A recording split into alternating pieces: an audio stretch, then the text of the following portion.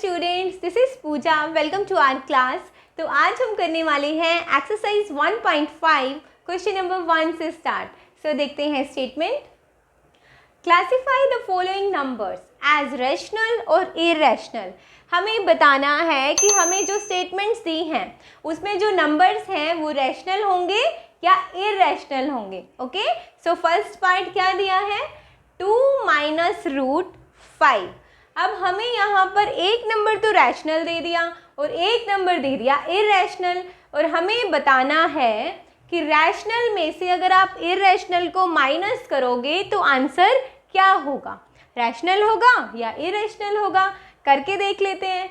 देखो, हमारे पास कुछ रूल होते हैं कि अगर हम एक रैशनल नंबर में एक इरैशनल नंबर को ऐड कर दें या फिर रैशनल नंबर में से इरैशनल नंबर को माइनस कर दें, दोनों ही केस में जो हमारा रिजल्ट है वो आएगा इरैशनल नंबर। ठीक है, तो रिजल्ट कैसे आएगा, एक क्वेश्चन करके देख लेते हैं। देखो, कोई भी इरैशनल नंबर कैसा होता है, इरैशनल नंबर होगा जो नॉन टर्मिनेटिंग होगा और रिपीटिंग भी नहीं होगा।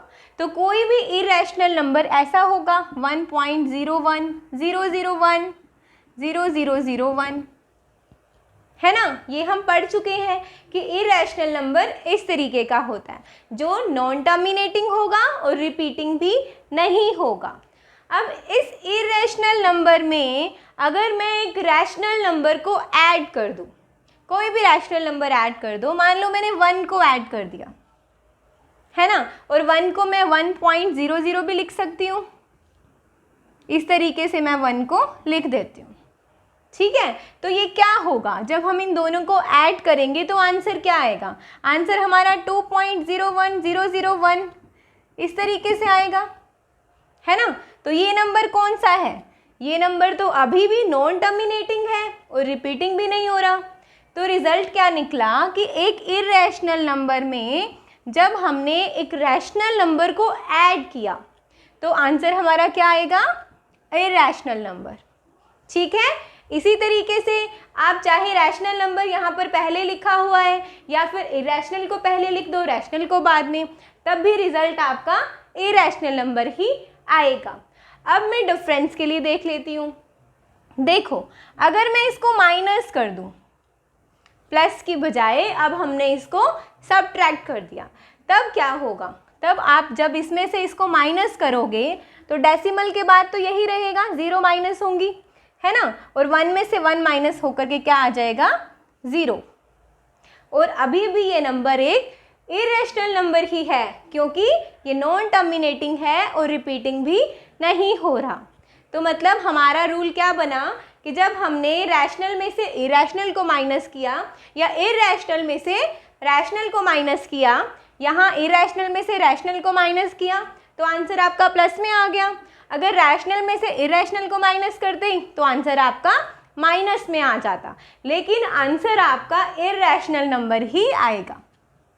ठीक है, सो ये है हमारे रूल कि अगर हम किसी भी रैशनल नंबर को इरैशनल में ऐड करें या सबट्रैक्ट करें तो आंसर हमेशा इरैशनल ही होगा। तो हमारा क्वेश्चन क्या था कि रैशनल में से इरैशनल को माइनस करो, और ये तो हमने अभी अभी सीखा है कि इसका आंसर क्या होगा, irrational number. Okay, so I hope it's clear. Let's move to the next part. So the statement of second part is given 3 plus root 23 minus root 23। अब पहले इसको सोल्व करेंगे और फिर बताएंगे कि जो आंसर है वो रैशनल है या इरैशनल। सो सोल्व कर लेते हैं। सोल्व करने के लिए क्या करेंगे, सबसे पहले इसको ब्रैकेट से बाहर निकालेंगे। सो क्या होगा, 3 प्लस रूट 23 और साथ में हमारे पास है माइनस रूट 23। ठीक है, अब यहाँ देखो, यहाँ पर एक नंबर जो रूट में है वो एक बार तो प्लस में है और एक बार है माइनस में, और हमें पता है जब सेम नंबर एक बार प्लस में हो एक बार माइनस में हो तो उसको हम उससे कैंसिल कर सकते हैं, है ना। तो ये इससे कट हो जाएगा, तो आंसर क्या आ जाएगा हमारे पास, 3, है ना। तो क्वेश्चन बहुत ही सिंपल है। और 3 कौन सा नंबर होता है, आपको सबको पता है कि 3 एक रैशनल नंबर है। So answer to this question will be rational number.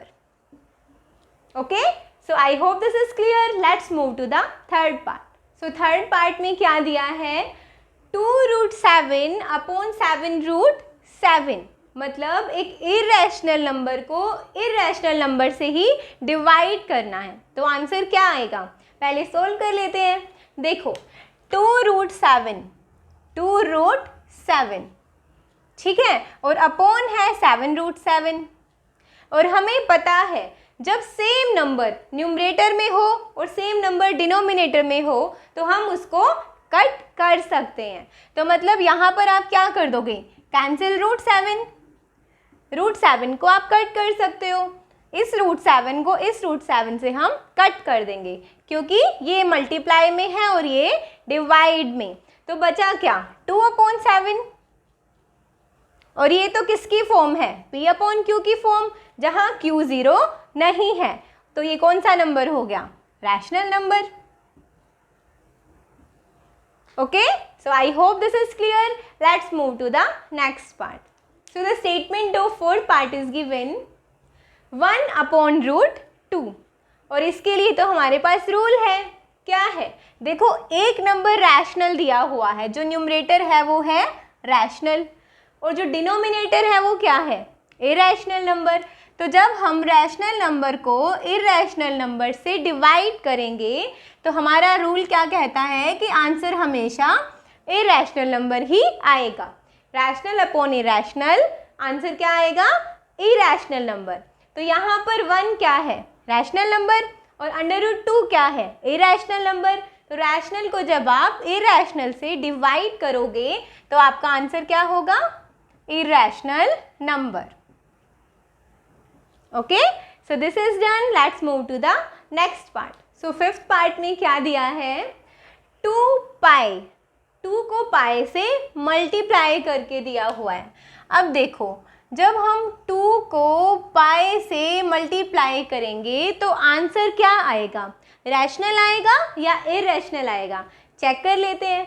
हमें पता है पाई की वैल्यू क्या होती है, पाई की हमने जो वैल्यू मान ली है वो है 22/7, but this is not it's exact value, ये इसकी एक्यूरेट वैल्यू नहीं है, इसको ये मान लिया गया है। ओके, तो पाई की जब हमने वैल्यू ये मान ली 22/7, तो इसकी डेसिमल एक्सपेंशन क्या आती है, 3.1415 ...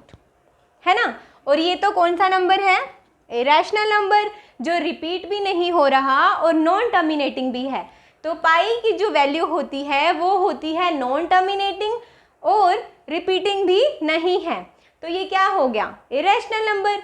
तो अगर पाई एक इरेशनल नंबर है तो आप पाई के साथ किसी को भी मल्टीप्लाई कर दो, किसी भी रैशनल नंबर को मल्टीप्लाई करोगे तो वो भी क्या आएगा, इरेशनल ही आएगा। हम करके देख लेते हैं। देखो पाई की वैल्यू थी 3.14 ... अगर मैं इसको 2 से मल्टीप्लाई कर दूं तो आंसर क्या आएगा, आप यहाँ से मल्टीप्लाई करो, 2 4 8, 2.6, इस तरीके का आपका आंसर आएगा। पर ये आंसर अभी भी नॉन टर्मिनेटिंग है और रिपीटिंग भी नहीं है। तो किसी भी इरेशनल नंबर को जब आप एक रैशनल नंबर से मल्टीप्लाई करते हो तो आंसर क्या आता है, इरेशनल। तो पाई इरेशनल है और ये रैशनल है, तो मल्टीप्लाई करके क्या आएगा, irrational number. Okay, so I hope this is clear and this is the last part of question number 1। Next video में नेक्स्ट क्वेश्चन लेकर आएंगे। अपकमिंग वीडियोस के लिए चैनल को सब्सक्राइब जरूर करें। Thank you for watching, bye bye, take care.